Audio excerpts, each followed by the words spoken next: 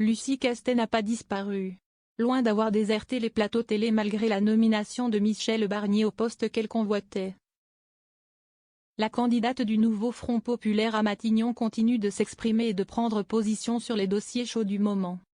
Dernier exemple en date, la régularisation des sans-papiers. Invitée le 24 septembre sur BFM TV, la haute fonctionnaire s'est dite plutôt favorable à l'octroi de papiers pour tous les demandeurs, sans distinction entre les travailleurs et les autres. Un avis loin de faire l'unanimité à gauche. Je ne suis pas d'accord avec cette position qui n'est pas la nôtre, a notamment cinglé le premier secrétaire du PS Olivier Faure le lendemain.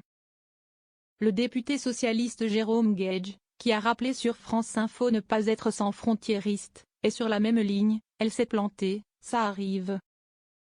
Ça ne figure même pas dans le programme du NFP. De fait, le programme défendu aux élections législatives par la gauche prévoit de faciliter l'accès au visa et de régulariser les travailleurs, étudiants, parents d'enfants scolarisés. Normal qu'il y ait des débats.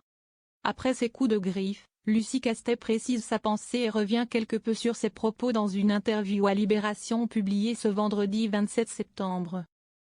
On ne m'a pas vraiment permis sur le plateau de développer une pensée qui sorte de la binarité tous ou pas tous. Et je me suis laissée enfermer dans ce débat-là, évacue-t-elle d'abord.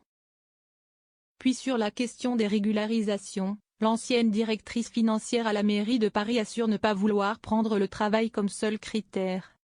Il y a par exemple des personnes déjà présentes sur le territoire depuis des dizaines d'années qui ont construit leur vie et qui doivent pouvoir faire l'objet d'une régularisation. Mais je ne dis pas tout le monde. Ça ne peut pas être automatique. Il faut garder des critères comme le temps de présence en France, la scolarisation des enfants, la situation familiale, développe-t-elle. Puis ajoute. Si une personne sous OQTF a déjà été condamnée pour des faits graves, elle ne doit pas faire l'objet d'une régularisation.